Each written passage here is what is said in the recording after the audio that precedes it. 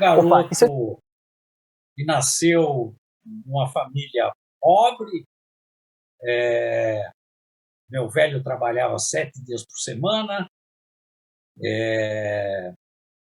Tive uma irmã mais nova, infelizmente já falecida, e éramos, portanto, um casal apenas. Vivíamos no Ipiranga, bairro de São Paulo, né? Bairro da Independência, etc. E cresci, tive sorte do meu pai ter me matriculado numa escola muito boa em São Paulo.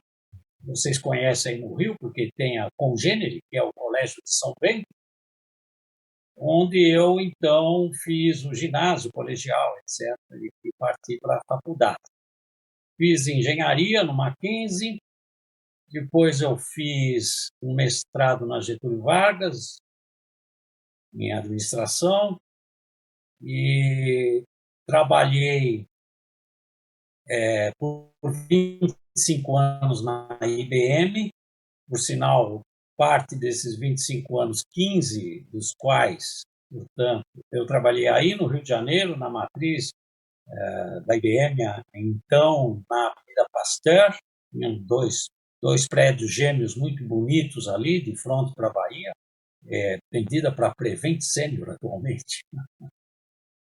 E trabalhei em um par de outras companhias na área de tecnologia, dei muita aula. O que eu dei de aula não foi brincadeira, para compor a vida, etc. Tal.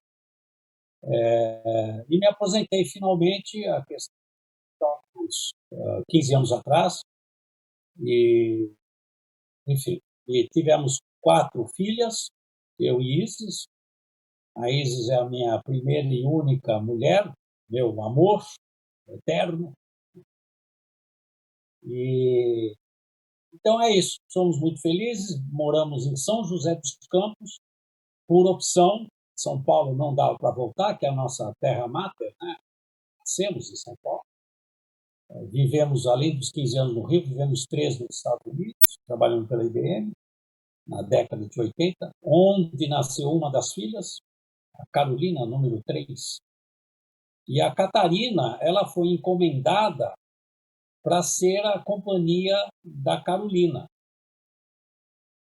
Mas não vingou, porque ela foi acometida da síndrome, né? Então a Carolina ficou um pouco defasada, porque as irmãs mais velhas estavam 8, 10 anos na frente dela, mais velhas, né? Então, enfim. Então, hoje nós temos as 3 filhas casadas, moram todas as 3 nos Estados Unidos, e a Catarina convive aqui conosco, sob nossas asas, né? E tocamos a vida como ela se oferece a nós. E somos muito felizes. A filha mais velha tem quantos anos? A mais velha acabou de fazer 49, quase 50, portanto. A Karina foi a 8 anos. Perfeitamente. A época, quando a Catarina nasceu, eu tinha em torno de 36 anos de idade, a Isis 33 para 34, e ela nasceu muito bem, nasceu no Rio, é a única filha carioca que nós temos. As demais são 2 paulistas ou paulistanas e uma gringa, né? Nasceu lá. E ela nasceu no Rio. E ela nasceu super bem. O tal do teste de Apgar, que mede 10 situações da criança recém-nascida, ela tirou 10. Ela matou todas as questões muito bem, se saiu muito bem. Então, para nós, estava tranquilo, estávamos fechando o ciclo de filhos com uma filha Apgar 10. Pouco menos de um ano depois, a Isis notou alguma coisa meio estranha nela. Obviamente, como você diz, nós tínhamos a comparação. já tínhamos criado, né, 3 filhos. Então, a quarta era more of the same, como dizem os gringos. Tudo repete, igual. E a Isis notou alguma coisa. Um dos fatos marcantes nessa percepção dela foi que um dia ela entrou no quarto da Catarina, ela dormia num cercadinho, num alcochoado no chão. E ela viu a Catarina balançando a cabeça para lá e para cá, repetidamente. Achou esquisito, etc. Ela tinha um livro de cabeceira que era o Meu Nenê, alguma coisa assim, do Dr. Delamare. Ela fala até hoje nisso. E ela procurou o que poderia ser isso. E ela leu que poderia ser uma mera brincadeira da criança, um movimento espasmódico qualquer, ou poderia ser um sinal de alguma deficiência neurológica. A partir daí acendeu a luz amarela e aí nós começamos a nossa via crucis para encontrar o que é que ela tinha, porque ela progrediu ainda durante alguns meses e depois começou a regredir. E essa pesquisa até vocês chegarem ao diagnóstico, como é que foi? A gente vê assim, hoje a gente já observa uma grande dificuldade de conseguir informação, assim, a síndrome de Rett, apesar de já ser algo mapeado já de muitos anos, ainda pouquíssimas pessoas conhecem. Mas hoje a gente tem um acesso que vocês não tiveram no passado, que é a internet, facilidade de obter informação, não só a gente não precisa só de um médico para passar informação, a gente hoje tem uma gama de conteúdo na internet, não que isso é o principal, mas assim, a gente já consegue pelo menos entender alguma coisa. Como é que foi na época de vocês conseguir informação sobre o tema? Bom, não tinha onde procurar, não tinha informação. Nós vivemos uma angústia duplicada, que era a condição da Catarina, que não era normal, e isso obviamente era. E, em adição, não saber para onde correr, porque a gente levava tudo quanto era médico e eles também não sabiam. Claramente, não sabiam. Diziam, não sei, vamos ver, vamos observar, etc. Eu me lembro que um dos médicos, esse é um fato que me marcou muito, chegou a diagnosticar a Catarina como uma menina raquítica. Por isso que ela estava regredindo. Quando eu soube disso, eu cheguei à noite em casa e falei, e daí, levou no médico? O que ele falou lá, que a Isis me contou? Se deu vontade de ir lá no médico, esbofetear o cara. De ódio, como Raquel, minha filha, raquítica, que absurdo. Bom, enfim. Não tinha para onde ir, nós apelamos, olha que interessante, a primeira vez que ouvimos falar em síndrome de Rett, lemos RETT, primeiríssima vez, como ocorreu. Nós apelamos para o pediatra das crianças, porque, como eu disse no início, nós temos 3 anos nos Estados Unidos. Fomos com 2 filhas, voltamos com 3, uma nasceu lá. E tínhamos, portanto, um pediatra, eram crianças, né? As maiores tinham 5, 6 anos quando fomos, e a menorzinha nasceu 6 meses antes de voltarmos. Então tínhamos o pediatra, o Dr. Robert Franklin Poole, já falecido por sinal. Bom, nós ligamos para ele, Dr. Poole, eu estou com um problema aqui, papapá, minha filha, assim. Tá? Enfim, não tinha FaceTime, nada, era velho telefone, Embratel, tal, caríssimo, aquela coisa. Bom, aí ele foi muito objetivo, ele falou assim, precisamos analisar isso, venham para cá imediatamente, e tragam a Catarina. Ele comentou, precisa levar mesmo? Traz a Catarina. Puta, foi uma correria para conseguir tudo, né, passaporte, blá, blá, blá, e fomos para lá. E lá nós fizemos consultas, ele nos levou em algumas universidades e finalmente na University of North Carolina, UNC, a Catarina acabou passando por uma série de exames e um diagnóstico inicial feito lá pessoalmente por uma das pediatras, né, neurologista, enfim, é que ela, com muito cuidado, nos deu a notícia de que a Catarina seria retardada, né, retarded. Do you know what is the meaning of this word? Retarded? Vamos, sim, sabemos qual é o significado. Bom, e fizeram uma junta médica, nos entregaram no final, na volta, um relatório que nós lemos. Eu li esse relatório no avião, voltando. E pela primeira vez eu li lá nas últimas páginas um dos médicos dizendo: olha, caso venha ocorrer o óbito desta criança, é bom fazer uma autópsia, não sei quanto, papapá, e verificar tal condição cerebral, etc., que pode ser síndrome de Rett. Ouvi pela primeira vez, uai, o que é isso? Né? E com isso, aí começamos a ir atrás das informações, até que um ano depois, finalmente, o Dr. Salomão Schwartzman falou: acabei de ler uma revista científica sobre a tal da síndrome e a Catarina se encaixa exatamente nas características do diagnóstico médico e tal. Tá bom. Vale lembrar, para registro, que a nossa neurologista no Rio de Janeiro, a doutora Silvia Miranda, grande médica, amamos a Silvia, doutora Silvia, ela ouviu sobre essa história, a Isis ligou para ela e falou: doutor Salomão está dizendo que você não quer.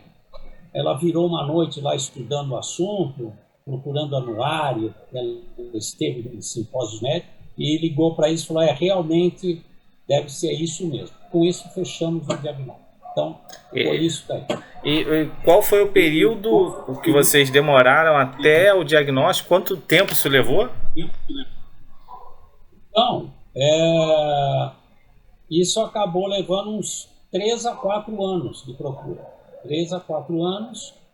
A Catarina, ela nasceu em 84 e depois que conseguimos o diagnóstico e começamos a botar o pé no chão, etc., em seguida, um par de anos depois, a Isis teve a ideia de criar uma associação para ajudar pessoas que estivessem em condições semelhantes à nossa. Porque até então, muitas das crianças com Rett eram simplesmente diagnosticadas como autistas ou qualquer outra patologia neurológica, né? Antes de a gente chegar na Abrit, eu queria tirar uma dúvida: como é que foi receber o diagnóstico? Como é que vocês receberam o diagnóstico, mas como que vocês ficaram durante esse período? Porque vocês já estavam passando de 3 filhas e agora algo totalmente novo, né? É verdade. Você imagina que depois de 4 anos procurando, 3, 4 anos procurando e tal, finalmente encontramos, etc. E até corremos atrás de uma associação internacional que já existia, né, de apoio de Rett, a IRSA, International Rett Syndrome Association. Fomos ao Washington falar com a fundadora da IRSA, Cat Hunter, blá, blá, blá, blá. Mas houve um momento que definitivamente caiu a ficha.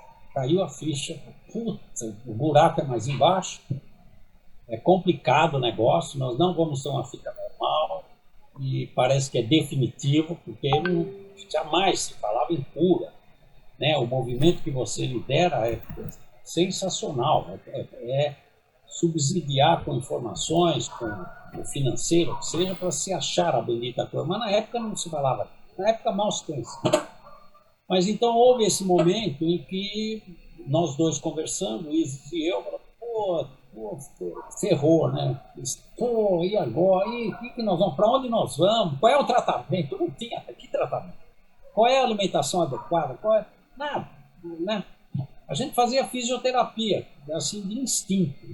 A Catarina faz há 38 anos que fisioterapia. Bom, que é fundamental, já fica o conselho para os pais aí. Fisioterapia é fundamental para manter a forma. Bom, mas eu me lembro nesse dia, especificamente dessa conversa, que eu, no meio lá da nossa tristeza e tal, eu falei para eles, olha, querida, não dá mais para ser feliz.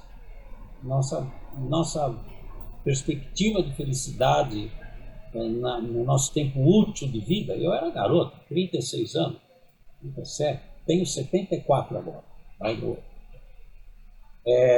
não dá mais para ser feliz.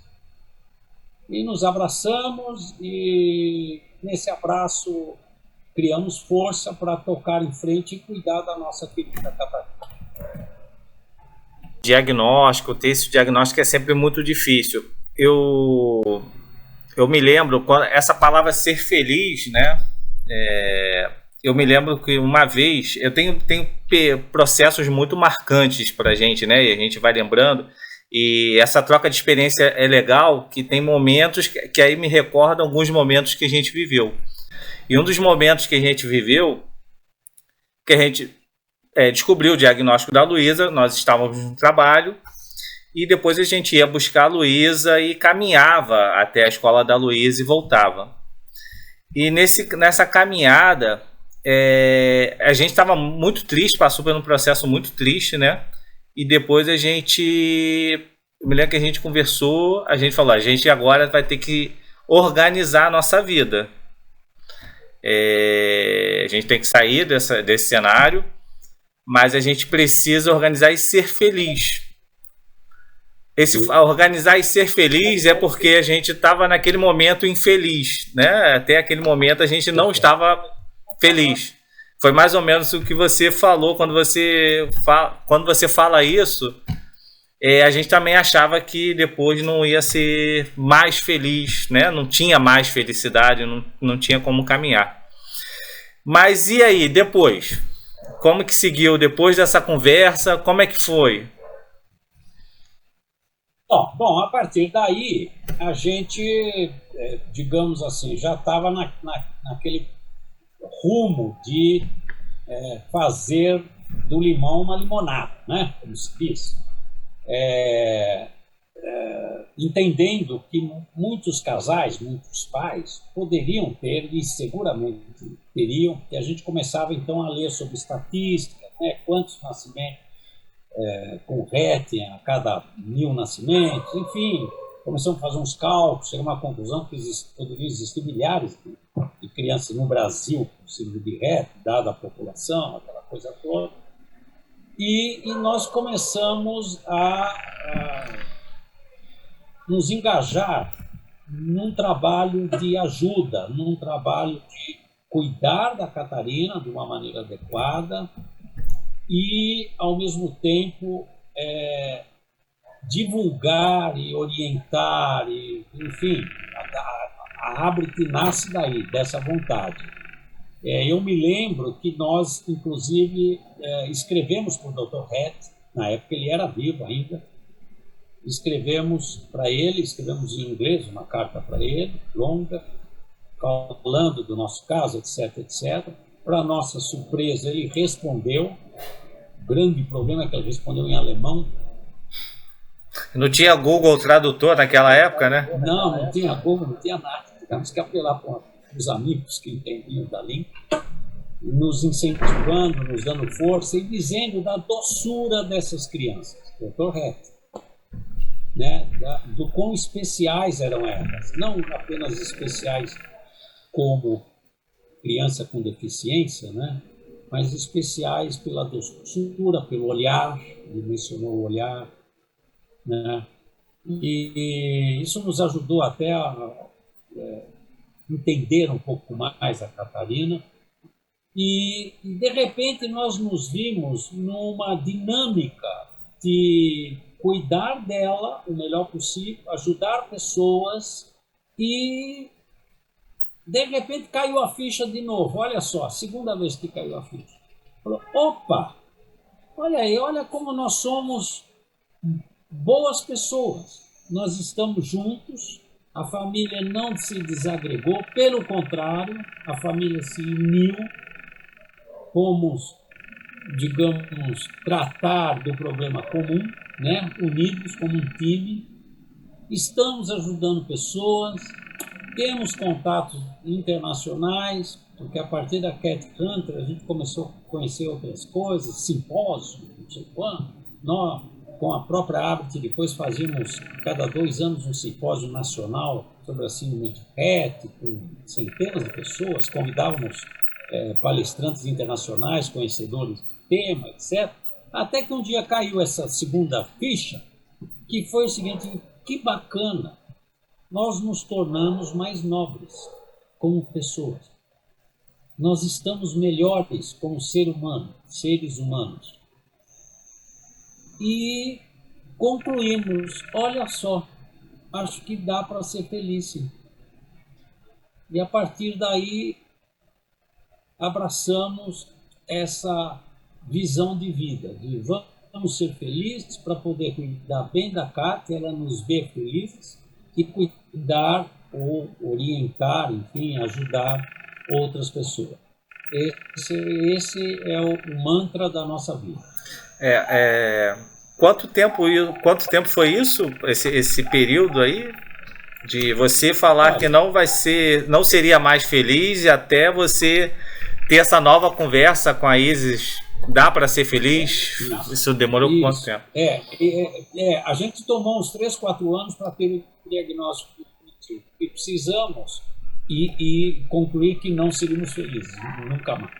E tomamos um outro tempo semelhante, que foi até relativamente rápido, né? Porque aí já tínhamos criado a Habit, né?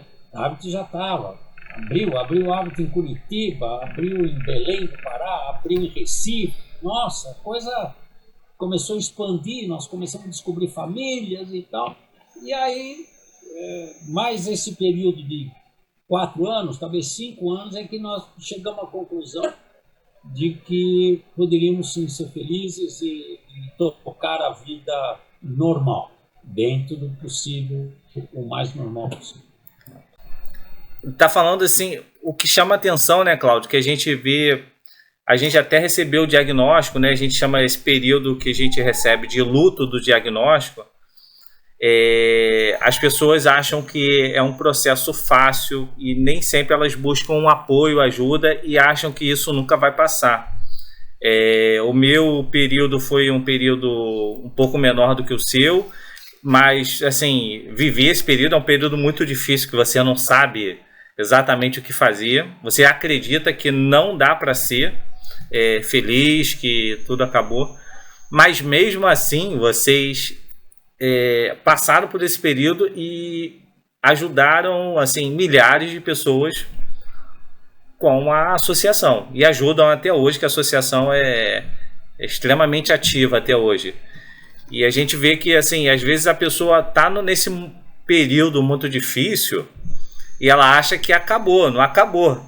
Ela vai passar por isso, que todo mundo vai passar, não tem jeito, não tem o que a gente vai falar aqui que vai dizer que ela vai dar um estalo amanhã e vai mudar tudo. Mas ela pode ter certeza que isso, quando passar, ela vai estar muito mais forte e vai renascer e vai ver a vida de uma forma totalmente diferente. As prioridades mudam, né? Você começa a dar valor a pequenos detalhes. A gente aqui valoriza sílabas, né? Antigamente, isso é uma sílabazinha nova que sai, você valoriza isso de uma forma absurda. Então, a pessoa que hoje está ouvindo a gente aqui, que está de repente nesse processo um pouco mais complexo, ela tem que entender que isso vai passar e que, assim, de repente ela vai poder estar ajudando milhares de pessoas também quando isso passar. Isso dá muita força pra gente. Sem dúvida, sem dúvida. Eu me lembro que houve um período grande, de alguns anos, talvez uma década, né? A Habit já fez 30 anos, está fazendo 32 anos esse ano. A Isis, até então presidente e tal, ela volta e meia passava um bom tempo, eu não diria horas, mas ela gastava, no bom sentido, um bom tempo ao telefone falando com mães, digamos assim, recém-diagnosticadas, né? E a mãe ligava dizendo, pô, hoje, ontem eu tive o diagnóstico, e agora? O que vai acontecer, etc. E seguramente essa conversa era importantíssimo para essas mães, porque elas ouviam de uma mãe mais experiente, que tinha passado por isso tudo, como é que é o day after, né? Como é que continua esse negócio, né? Onde é que o fundo do poço está, enfim, né? E é, então, portanto, fundamental que pessoas que recebem, casais, né, pais, que recebem o diagnóstico, entendam, hoje em dia, graças a Deus, quer dizer, menos mal, como diz os italianos, menos male, que está tendo um diagnóstico numa era de informação plena, né, de fontes de informações e de entidades como a CuriHealth, a ABRE, que podem ajudar, né? Vai no site, bate lá, abre o CuriHealth e entre nesse mundo. É uma realidade, não dá para fazer vistas grossas, tem que enfrentar a realidade, ser fatalista. Aconteceu isso, vamos em frente. A gente sempre enfatiza a importância fundamental dos pais estarem em equilíbrio, estarem bem, né? Eu diria até principalmente da mãe, que a mãe é que tem maior contato, tem maior convívio, né, com a criança, usualmente, não é sempre, mas enfim, e se cuidem, os pais devem se cuidar, né? Por tentar tocar a vida de uma maneira, para eles, quase que normal, sair de vez em quando e passear, sei lá o quê, enfim, se cuidarem, porque o psicológico, além do físico, é fundamental, é estar bem. A presença do pai é fundamental. Eu diria isso com uma pontinha de orgulho até, porque eu jamais abandonei o timão, né? A Eise ia na frente, ela é aventureira, ela define os rumos, eu, como bom marido, eu dizia, sim, meu amor, vamos lá, eu toco aqui o barco, vou trabalhar, trago dinheiro para casa, porque precisa de dinheiro, né? Não dá para viver sem dinheiro, e vamos lá, você quer fazer isso, eu apoio, vamos junto, tal, vamos fazer essa terapia experimental, vamos tentar, leva lá. Enfim, o pai é fundamental. Infelizmente, volta e meia, a gente ouve do pai que se mandou, jogou a toalha e abandona a mãe com a filha necessitando de uma super ajuda e o pai covarde, se me permite, essa é a minha interpretação, abandona o barco e vai viver outra vida, né? Longe do problema, né? Então, é fundamental que haja essa união. A gente não pode nem chamar de pai, né? É uma pessoa que você não é pai. Mas assim, é engraçado como assim, a gente fala muito das mães, né? As mães, mãe atípica, mães especiais, mães hatch, elas são sempre as que estão de frente com toda essa demanda, né? E assim, a gente vê como a mulher é forte nesse processo, muito mais forte do que o homem nesse processo. Mas assim, o homem ele tem que realmente estar dando apoio, acompanhando.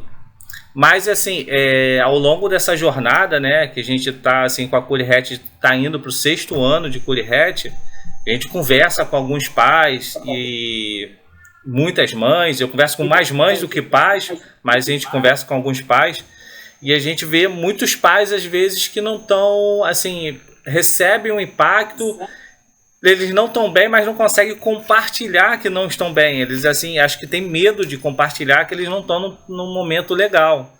E acabam entrando numa espiral de sofrimento e depressão porque ele guarda aquilo com ele e não busca um outro apoio. De repente, se envolver com outros pais, trocar uma experiência para poder conseguir viver a vida bem. Ele vê aquele cenário que não tá legal, assim, que tem uma filha, um filho especial, ele não entende muito bem aquilo, como conduzir aquilo, mas fala assim, não, eu sou pai, eu vou ajudar, mas ele tá mal. Então ele precisa, assim, de repente ele não teve o estalo de você, como, eu agora, beleza, Isis, vai lá em frente, eu tô junto com você, vou te apoiar, vou fazer, e tá fazendo aquilo com prazer.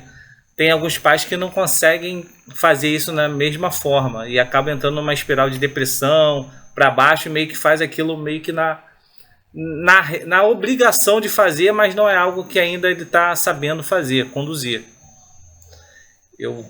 Verdade. Eu diria que falta conhecimento, falta um pouco de, digamos, relacionamento, de conhecer outros casos até, e se interessar pela coisa. E eu diria até, com todo respeito e tal, e, sabe, se as duas pessoas se amam de verdade, é natural que eles se unam e sofram juntos, mas tenham os momentos bons também juntos, de modo que isso facilita. Aconteceu conosco isso, né? Nos unimos. Pais que não conseguem passar do luto, como você menciona, eles tendem a sofrer muito mais e, eventualmente, desistir, né? Aí você vê casos de pai que sai de casa, né? Ou pai que vai viver infeliz, não sei por quantos anos. É necessário, idealmente, conhecer outros casos, se informar, estar alerta, enfim, se envolver com o assunto mais de coração, se jogar no assunto.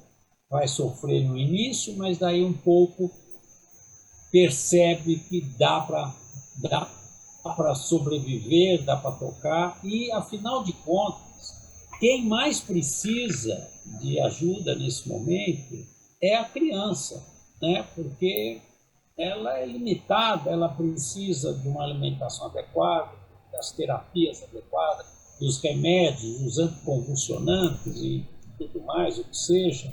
Então, é uma equação complexa e que a gente torce para que os pais que precisam de ajuda venham a nós, venham a Abra, que entre em contato, faça o contato, entre em contato com a Isis, que seja, que a Isis continua, apesar de não estar na executiva da Abra, ela está num grupo de apoio dentro da Abra, etc., às famílias, porque o enfoque sempre foi muito famílias, né? Apoiar as famílias. De modo que a Abra está de portas abertas para pessoas que sentem que há necessidade de dar um passo positivo à frente e digamos, suplantar esse sofrimento e tocar a vida. Porque assim, a gente quando fala pai, né, o pai, eu vou falar por mim, quando a gente planejou muita coisa com a Luísa, e porque eu entendia que eu ia poder ter aquela filha ao lado fazendo as atividades normais que eu poderia fazer, que ela sem nenhuma dificuldade. Depois a gente teve que se adequar à realidade das dificuldades dela, mas isso não impediu de eu criar novas atividades com ela, interagindo com ela como pai e filha. E assim, é importante que o pai assim, entenda que a gente vai muda, você se adapta à nova realidade, mas você não vai deixar de fazer as coisas com a sua filha. Recentemente eu estava assistindo uma entrevista da Isis e algo que me chamou muita atenção, assim, uma atividade que ela faz, né? Ela preocupada já há um tempo atrás de fazer uma atividade integrando as famílias. Eu me lembro que ela falou que ela foi para reunir as famílias e depois ia todo mundo tomar um chopp. Isso. Né? Não tem isso que ela fazia?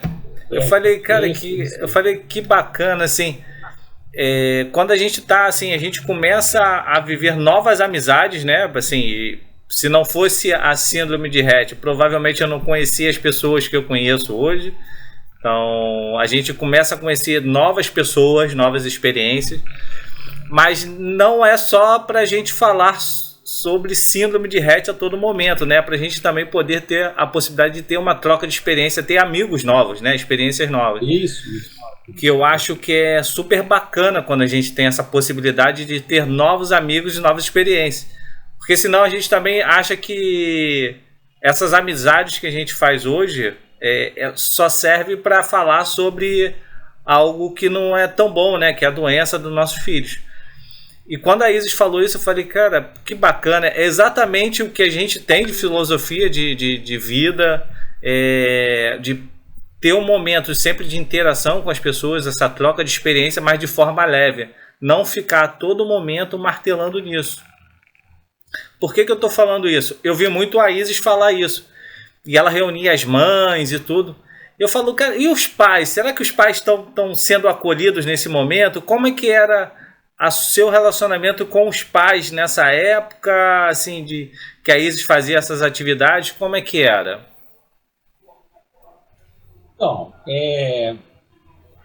essas atividades, elas usualmente ocorriam quando havia algum evento para se discutir a síndrome, né, os eventuais avanços, as pesquisas a respeito, casos práticos, né? Algumas mães faziam depoimento, etc. Destaco até a Aline, como grande oradora e com uma experiência incrível, né, no tratamento da síndrome, né, da filha e tal. E normalmente esses eventos, então, eles eram feitos ou no final de semana, ou normalmente, idealmente no final de semana, ou até durante a semana, quando fosse o caso. E os pais, se fosse durante a semana, os pais eventualmente tinham que estar no trabalho, enfim, tinham os compromissos, etc. E no final de semana, até que iam alguns pais e até participavam do tal chopinho ou do almoço festivo, etc, etc, etc. Mas, de fato, o que se constata é que normalmente é a mãe que vai atrás, né? Que, digamos, arruma o tempo, tem mais interesse, enfim. Não que os pais, de uma forma geral, não se interessem, é que menos pais compareciam a esses eventos quando se tinha a oportunidade de, digamos, terminada a agenda, cumprida a agenda, sair para tomar um chopp ou jantar ou alguma coisa desse tipo, né? Então, aqui hoje, uma das atividades da Isis é um negócio muito bacana que ela elaborou dentro da Abra, o seu grupo de apoio à família, né? É um staff lá da diretoria executiva. Ela criou grupos, núcleos, vamos botar assim, de mães, sempre mães, né? No Brasil todo. Ela dividiu o Brasil em 4, 5 regiões e tal, e para cada região tem uma mãe líder que contacta as mães regionalmente próximas e eventualmente até se reúnem, etc. Então ela pulverizou o approach, a chegada até a mãe que está longe, porque ela criou lá um núcleo, né, como se fosse uma mini Abre. Entendi. E ela é a coordenadora, ela é a maestra desses grupos todos e tal, e faz acontecer. É um negócio bacana. Aliás, eu vou até tomar a oportunidade, antes que termine eu me esqueça de dizer do meu orgulho do trabalho da Hábito. Hoje eu não faço nada na Hábito. Eu, de vez em quando, ajudo. Por exemplo, nós temos um guia RET, não sei se você já ouviu falar. Já. Que é um compêndio, é um repositório de informações sobre profissionais, terapeutas e médicos, etc., neurologistas, que seja, no Brasil todo, por região. Eu comecei a fazer isso aí. montei a coisa. Foi, digamos, uma participação minha, mas que depois desenvolveu. Hoje é a Isa que cuida disso. Mas isso tudo é trabalho da Abro, da qual eu me orgulho e visto a camisa. Então, eu queria, simbolicamente, tirar a minha camisa, eu estou aqui, e mostrar, não é, o que eu tenho por baixo. Aqui. Isso aí. Essa aqui. Tá bom? Perfeito. Cláudio, a gente, assim, eu vou te liberar porque hoje é o dia da farrinha, né? É verdade. Eu vou fazer o que que a Aline também orientou a gente, abrir uma cerveja aqui hoje. Eu não estou bebendo, mas eu vou fazer abrir essa exceção aqui hoje. Mas uma mensagem, o que você poderia falar para os pais hoje que estão recebendo o diagnóstico, os pais que estão num momento difícil, não estão sabendo lidar com o diagnóstico do filho? O que você pode deixar de mensagem para eles? Olha, senhores pais, né, recém-diagnosticados, é absolutamente compreensível a indignação, a tristeza, a angústia de vocês neste momento. No entanto, confiem no que eu vou dizer. O tempo vai te ajudar a suplantar este momento difícil, porque você vai passar a conviver com o problema, você vai começar a conhecer como tratar o problema. Você tem hoje informações, você tem a internet, você tem a Abrit, você tem a Fury Hat, que pode te ajudar. Não titubeie, entre em contato, faça contato. Olha o que a gente está me trazendo. Procure ajuda. O conselho é esse. Procure ajuda. Você não é super-homem, nenhum de nós somos super-homens. Procure ajuda, não tem mal nenhum, pelo contrário, é bom que procure, porque vai conhecer pessoas, vai conhecer outras famílias com o mesmo problema, vai saber como elas lidaram, como elas resolveram problemas, até problemas simples, de como é que põe na cama, que remédio dá se tiver dor de barriga, enfim, o dia a dia, isso vai lhe trazer alívio, conhecimento e força para você suplantar essa fase e chegar no ponto que muitos pais, a grande maioria dos pais chegam, que é conviver, tocar a vida, deixar a sua filha confortável, sem dor. Eu sempre peço a Deus que ela não tenha dor, sem dor, com os medicamentos adequados e tudo mais, e a vida segue. De repente você está vivendo e levando isso, eu não diria na flauta, mas vai estar levando isso rotineiramente, e a vida segue. Boa sorte. É isso aí, Cláudio.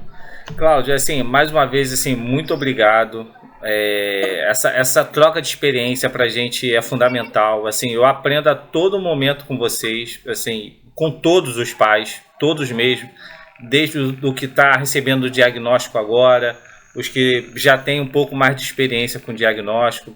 Eu gosto muito de ouvir, de conversar. Engraçado que a gente até bateu um papo antes, eu falei como foi transformador receber o diagnóstico da Lulu, como mudou minha vida, né? Eu não sei se as pessoas sabem, eu sou uma pessoa extremamente tímida e sempre tive muita dificuldade de falar em público, e isso com o tempo, por conta da Luísa e também pessoas de conhecimento, eu acho que muitos pais poderiam estar hoje também buscando esse relacionamento com outros pais que viveram essa experiência, que possam trocar essa experiência, porque isso ajuda muito nessa jornada, porque não é fácil, mas assim, ela pode ser um pouquinho mais fácil se você tiver outras pessoas para você interagir e trocar experiência. Perfeito. Inclusive, essa iniciativa sua fazer essa entrevista, não apenas essa, como outras que você já fez, é maravilhoso isso, porque a pessoa acessa de qualquer lugar do Brasil ou do mundo, né, que tem esse problema, e ouve pessoas com experiência. Então, muito bacana também, parabéns pela iniciativa. Ontem, por exemplo, eu estava conversando com um rapaz do Irã, que recebeu o diagnóstico de síndrome de Rett, mas ele ficou conversando tanto comigo e ele só queria ter informação, trocar uma experiência. Ele falou, eu quero ouvir outros pais. E foi bem legal essa troca de experiência. Então eu aprendi muito com a cultura dele, com a experiência dele, como eles lidam com a síndrome, né? É bem interessante isso. Cláudio, assim, eu só tenho a te agradecer muito, foi muito bacana, muito legal. Espero que todo mundo tenha gostado dessa possibilidade de conversar com uma pessoa tão experiente como o Cláudio.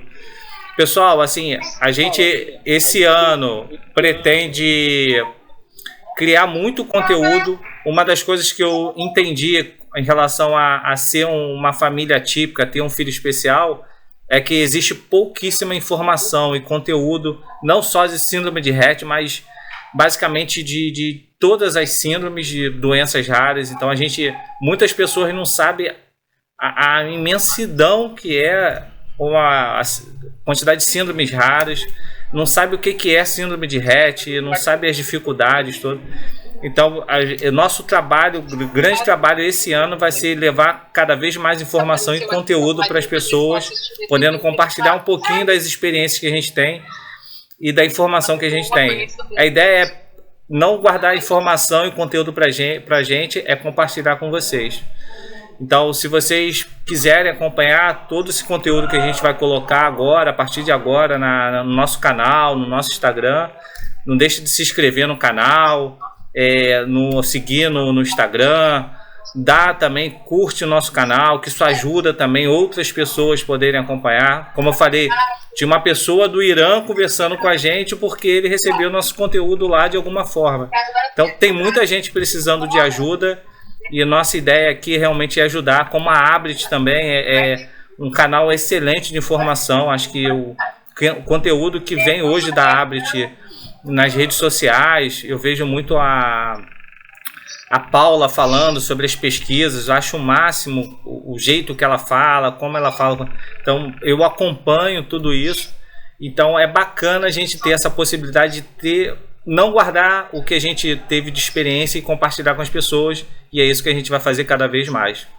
Valeu, pessoal, um grande abraço a todos aí, até o próximo. Cláudio, vai lá curtir Opa, essa aí é boa, hein? Vai curtir aí, manda um beijão pra Isis. Até a próxima. Tchau, tchau, gente. Até a próxima, pessoal. Valeu. Valeu. Foi bom falar com vocês. Valeu, tchau.